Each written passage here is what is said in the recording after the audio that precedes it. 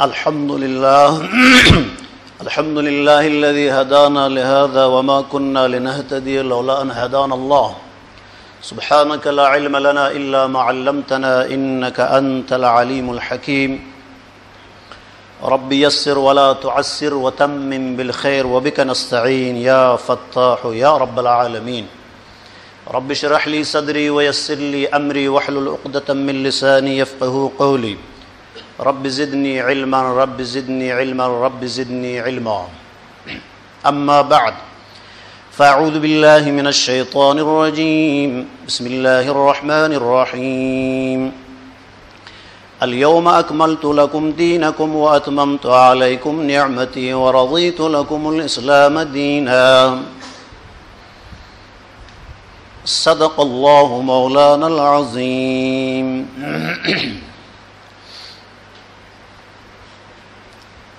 تمام تعریف الله لایق هم که ما شماری از عدم به وجود آورد. خاک ما گل کرد در 40 بامداد،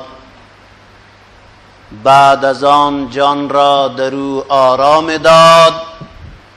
جان چو در تن رفت و تن بدو زنده شد، عقل دادش تا بدو بیننده شد.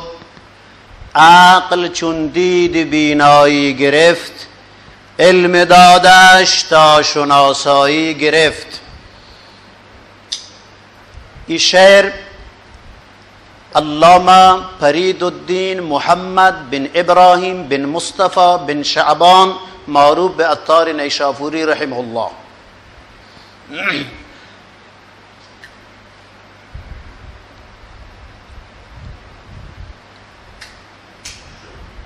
ز اجتهاد عالمان کم نظر، اقتدا بر رفتگان محفوظ تر. تنگ بر ما رهگذار دین شده است، هر لئیمی رازدار دین شده است. بی خبر از سر دینن این همه، اهلکینن این همه. یہ علامہ اقبال لاہوری رحمۃ اللہ علیہ شعر. اقبال اور یہ پتر نام نور محمد ہیں. در ابتدا عرض بکنم سروران عزیز، شما همچنان که گندگاه که یہ یک عنوان ادا نوشته به محراب دیما، یہ جلسه میں چه جلسات سخنرانی فرق کم، یک جلسه علمی و در علمی جلسات تا زمانی که توجه کامل چم و گوش و دل و هوش یک جامبی انسان آن مطلب را گفته نکم. از تمام واجهان درخواست بی آن مطالبی که ادا گوشه بید خوب گوش بکنی تا که بفهمه. چشم بند و گوش بند و لب ببند، گر ندیدی سر حق بر ما بخند. توجه کامل بکنید. ابتداءً عرض بکنم سوالات بازی مشابه به هم. شما کسانی که سوال داد توجه کنید درباره تقلید، درباره اجتهاد، تقلید مطلق، تقلید فرد معین، آیا با وجود قرآن و حدیث از ائمه پیروی بکنه، آیا وقت اجتهاد بکنه؟ این سوالاتی که بازی ادا درباره اجتهاد و تقلید در تمام جزئیات که شما ادا کتگم بازم، ولی توجه کنه که در حین من گپان و تی سوالات جواب بگیره. اگر توجه نکن ممکنه که مگیرته. و ثانیاً قسمت دوم چیزی سوالات تند. ابتداءً بگوشم که اگر من شما منو بگوشه که مهمی که آیان باید این که جداگانه توضیح بدهیم آخر انشاءالله. اول سوالی درباره اعتراضی بر امام نسفی رحمت الله علیه، مصنف عقاید نسفی درباره نفی جهت از الله سبحانه و تعالی که آینده شیا در آخر جواب دو انشاءالله. و سوالی که درباره اهل ظاهر بیتا که کیام، و سوالی که درباره تابعین بیتا که تابعین اولی تابعینی که از تابعی اولی تابعی که وفات بیتا و آخر تابعی که وفات بیتا یکی سوال داتا که کہیں آخر تابعی نام کہیں. الحمدللہ اسی اللہ ذہن کاری. و باقی سوالی که یکی کتگا چون که من همیشه درباره اسناد سندان گاه موقع وقتی سند بیان کتب بخاری ہے گاه موقع احادیثا که راویان نام گرگ بیتا اسماء الرجال ہیں بسیاری از غیر مقلدین یہ چیزا واجه نبیتگن که فلانی چون که ما گوشته که شما سند از بر نداره راویان از بر نداره باز یه خبر برورده که یکی یادداشت داده که اگر ما را یاد نه شما را یاد نیم و اگر واقعی شما را یاد نه شما چند صحابی نامو بگیره امثال مثلا از اصحاب بدر و فلان انشاءالله اگر الله توفیق بده 10 نه 20 نه 313 نه انشاءالله شما دیمان نام گیرم از حفظ انشاءالله و اما بنعمت ربک فحدث. بہرحال وتی مطلب شروع کنوانی. سروران عزیز یہ جہان آبادیم یہ دنیا آبادیم از دو صفت از صفات پروردگار عالم. توجه یہ جهان آبادیم از دو صفت از صفات پروردگار عالم. یکی گوشن فعل الله یکی گوشن کلام الله. فعل به معنای کار افعال الله توجه دیگه کلام الله یا اقوال الله. این نظام کائنات آباد از افعال الله و از کلام الله. از افعال الله یک نظام درست بیتن نظام حسی مجبورم که اصطلاحات رو بکار برم چون بحث علمی و هر پن تو که شما زانه در هر پن یا پن دکتری یا ببی در پن ریاضی ببی تو فیزیک ببی تو شیمی ببی تو تجربی ببی گرچه من اشار نوانتگم من درس دولتی یا کلاسی هم سواد ندارم بلا اشکتگم توم که اشا هر یکی و تو اصطلاحات ها همین آباد در فنون دیگر در پن فقه در پن حدیث اصطلاحاتی هست اور اصطلاحات من بکار برم اگر شر متوجه مبه میارو وتیگیم خیر. از فعل الله یک نظامی درست بیتا آی نام نظام حسی و این نظام حسی نام چی عالم خلق و از کلام الله یک نظامی درست بیتا یک نظامی که آیه نام عالم امر و یہ در قرآن ها الا له الخلق والامر اچھا یجا الا له الخلق والامر.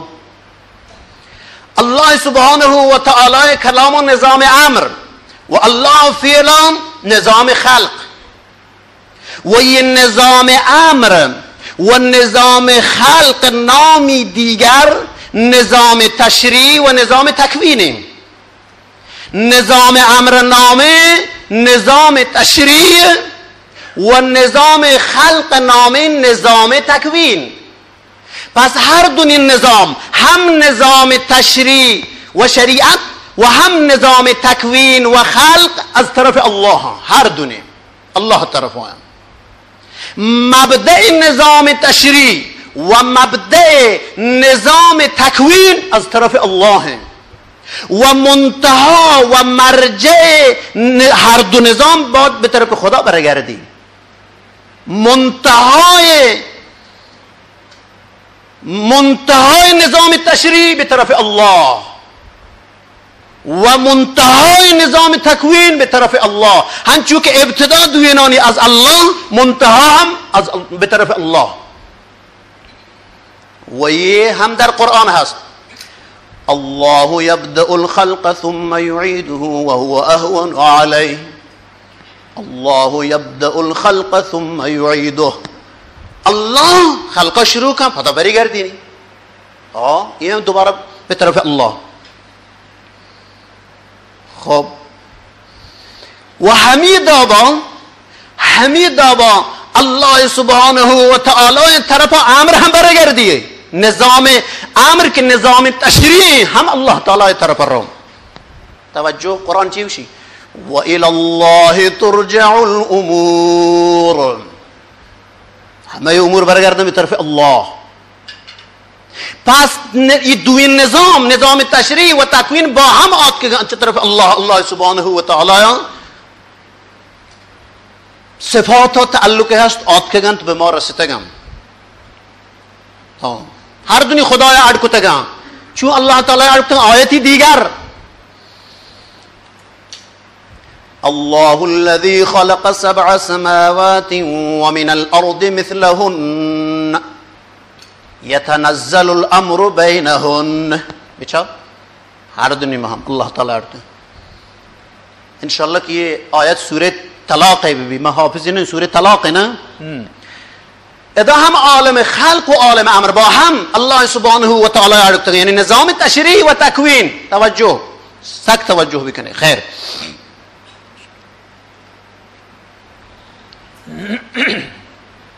پس ما در دو نظام تشریع و تکوین هیچ عهدی با خدا شریک نہیں و ایشان کاملا هیچ عهدی با الله سبحانه و تعالی شریک نہیں.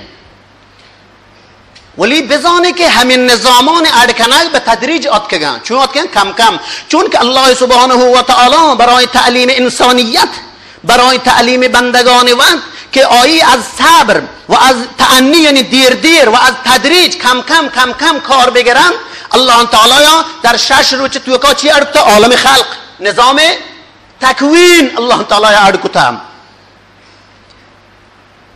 إن ربكم الله الذي خلق السماوات والأرض في 6 أيام ثم استوى على العرش.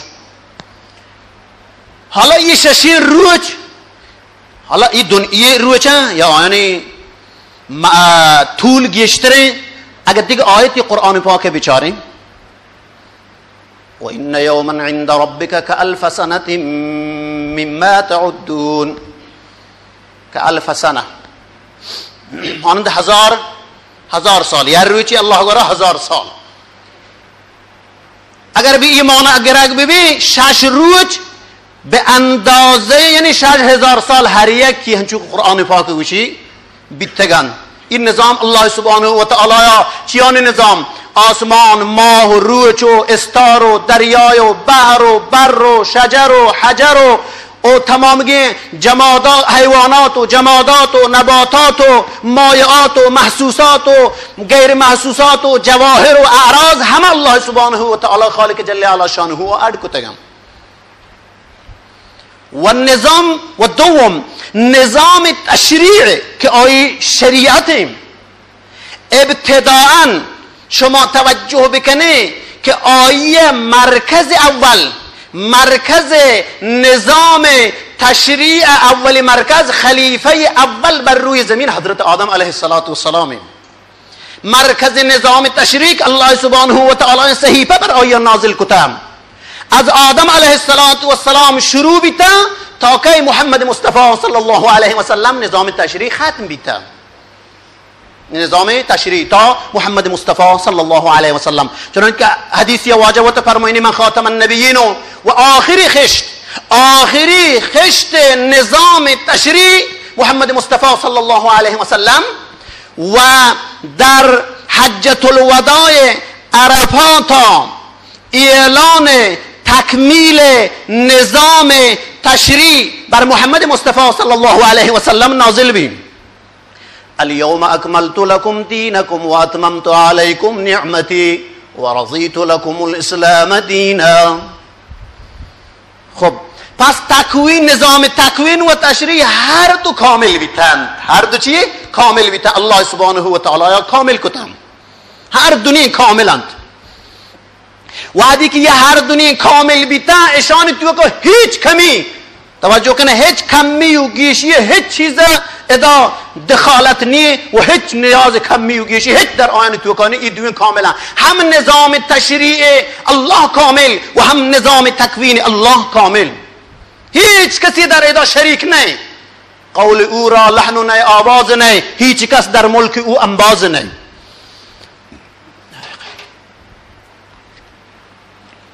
خیر البته توجه کنه با توجه که ایشان دوین تکمیلم اما الله سبحانه و تعالی شما توجه کنه بینه الله سبحانه و تعالی برای ترقی تمدن جهان برای ترقی تمدن بشر برای ترقی تمدن جهان الله سبحانه و تعالی تدبر و تفکر هم در نظام تشریع و هم در نظام تکوین تدبر و تفکر برای بشر داده که تدبر و تفکر نام تدبر و تفکر در عالم تکوین و عالم خلق آیا نام ایجاد و نام تدبر و تفکر در عالم تشریع اجتهاد در عالم تکوین الله وشي تفکر ان في خلق السماوات والارض إن في خلق السماوات والأرض واختلاف الليل والنهار لآيات لأولي الألباب الذين يذكرون الله قياما وقعودا وعلى جنوبهم ويتفكرون في خلق السماوات والأرض ربنا ما خلقت هذا باطلا سبحانك فقنا عذاب النار خداوند متعال اولو الالباب معرفیه کند الذين يتفكرون في خلق السماوات والارض بچه تفکر